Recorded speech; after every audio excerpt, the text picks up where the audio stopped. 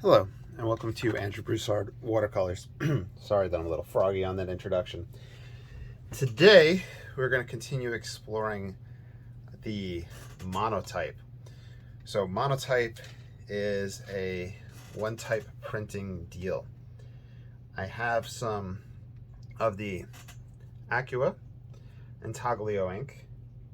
I have a piece of, I guess it's like a plexiglass, plastic, I got for about $1 at the hobby store, and I plan on reusing it. I put a 5x7 piece of paper underneath to use as a white surface and to kind of keep me in what I'm working with. And I think I'll use this paper to print. This looks like a drawing paper from Stonehenge. So, as I knock stuff around.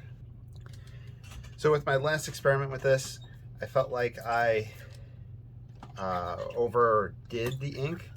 So much to the point that I was able to do a second smaller or like lighter monoprint off of it. I also felt like there's a few things. So it felt like it was a little too thick, the application. So this time I'm going to use a brayer to roll it up. I'm doing that on the side, just getting that inked up. My first time ever using a brayer, I think. And we'll roll it across to get that thin application. Right off the bat, you can see the potential range of tonal values that would happen with this. That's pretty cool. I think I might almost leave it like that and then work from in there. Like just let the natural form take place. Okay, in the previous, I also learned that, okay, so there's a few things that I learned and I'm doing too much at once, I'm sorry. So I learned that I applied it too thickly, and then from there I learned that the spoon, whenever I was applying a pressure on the second one, had an effect because I didn't have an overall consistency, but I could see the lines where that made contact. Okay, I'm going to put the brayer on the side. I have a an oil painting palette paper that I'm using just to keep all that on. In the previous one I used a piece of cardstock or a card to apply it. I did read with monotype or working in this fashion, you probably want to use a plastic palette knife because it'll scrape and scratch into glass. At least that's what I was reading. So, but I just have the metal ones. I'm going to try to create an image. It reminds me very much of the approach by Dennis Sheehan and Stuart Davies, the modern oil tonalist masters. I did read that this was a approach used by historical masters for studies. I think the best way to look at it is that the textures that you can get on a smooth surface is different than the textures that you can get with ink on paper.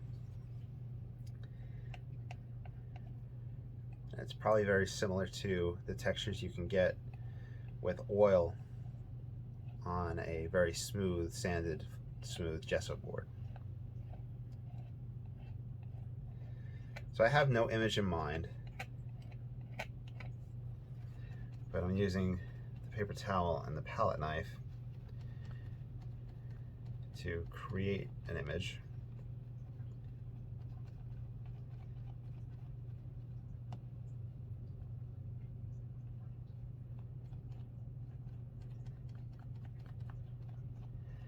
Paper towel for texture. We had the brayer that gave that interesting texture right off the bat, so I didn't do even a complete coat with that.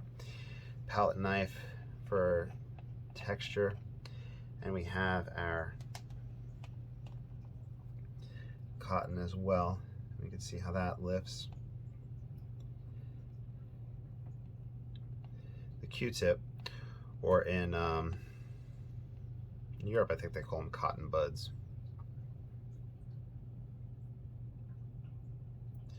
Which I guess makes sense. If it's like an ear and you have earbuds, a cotton bud. I'm not sure where they got that term from. My image will be reversed It'll flip from left to right when I make my print, but I'm okay with that. I'm just concerned with detail, atmospheric effects, painterly effects that we can achieve. What if we could come back in and put more ink in spots that we want to load up? Curious how small of a brayer one can get. This one is probably 4 inches wide, the one that I used to apply.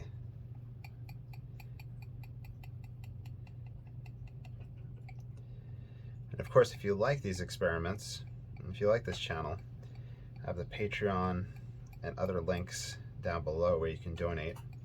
The Etsy channel if you ever want to purchase anything. And I do plan on exploring some simple block printing and making a few things like that, and maybe having holiday card sets up on that Etsy shop. Just thinking of different ideas. But I take all that donations and put it back into art supplies and try to grow the channel and have more interesting stuff for y'all.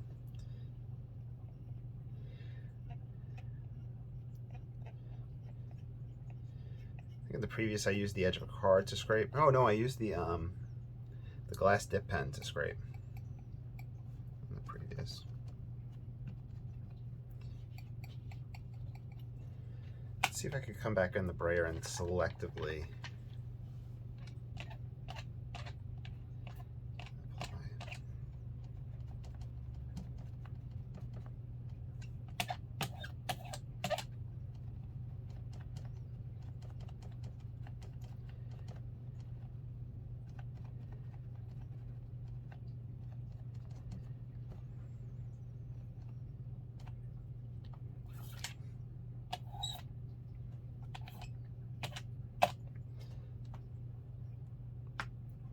All right.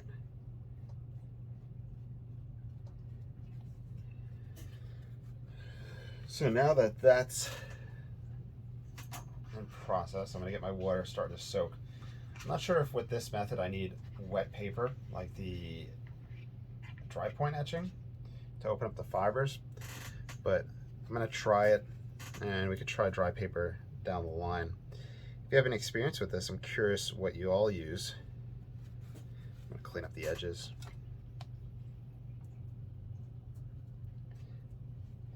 This Intaglio ink, the Akua, is supposed to only really dry upon contact with the paper fibers. I think with the speedball block printing ink, it's probably possible, but from what I had seen or saw, is that people had recommended doing simple layers with that because of the speed of the drying. But there might also be an extender that they sell as well. Okay, so we wipe that around. I'm going to dry off my paper that I'm going to use. So what I've been doing is just taking either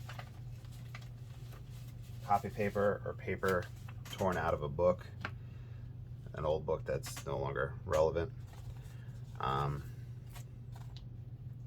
placing my, I'm going to move this aside, placing my wet paper on the top,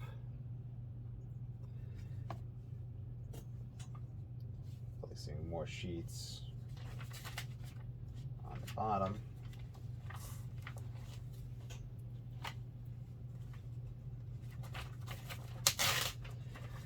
getting that moisture out of it, or at least the excess dampness.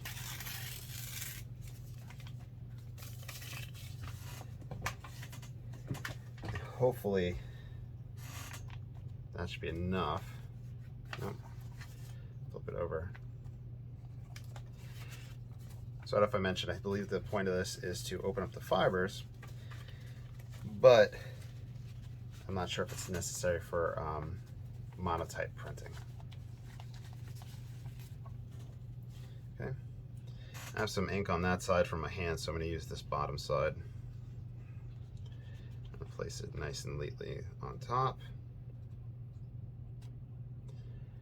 Then from there,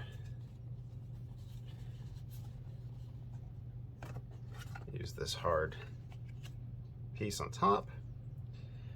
I could press down with my hands. I had a successful image. I could use a spoon, and that would give me more transfer. I saw that on the second monotype that I had done. I mentioned that earlier. But I also noticed that there was lines, there was variation, tonal variations from where my spoon hit and where it did not hit. Even like some I went on an angle and I could see those distinct lines taking place. So I want to be very consistent. I wouldn't be surprised if then the trick or the hack for that is to do circular motions to prevent any directional marks and maybe more likely to cover the entire surface like this. So I'm going to do 2 passes. They do sell rollers that sit on top and you can roll it, or a rolling pin. I think you can use that as well, but they're just so pricey. I just can't afford it. I did talk to one of my coworkers about making a handheld press one, and he was saying if I can get some 1/2-inch stainless steel pipe, he can create a hand press down roller for me. So that might be whenever there's next time with art supply money.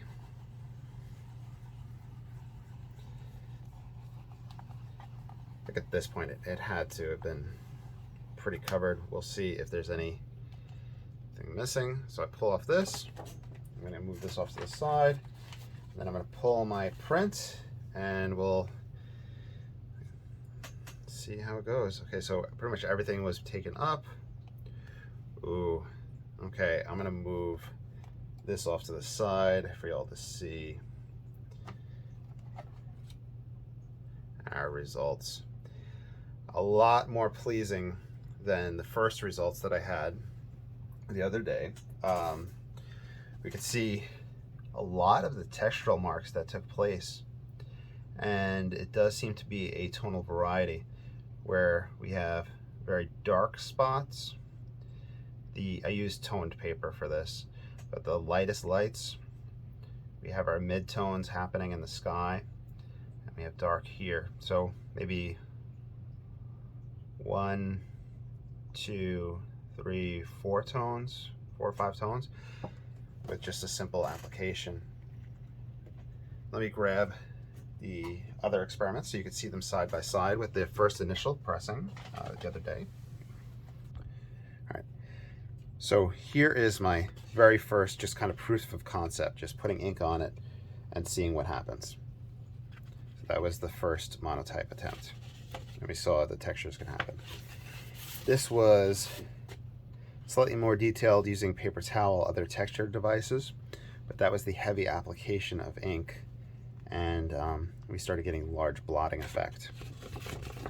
Since so much ink was used on that one, I did a second one,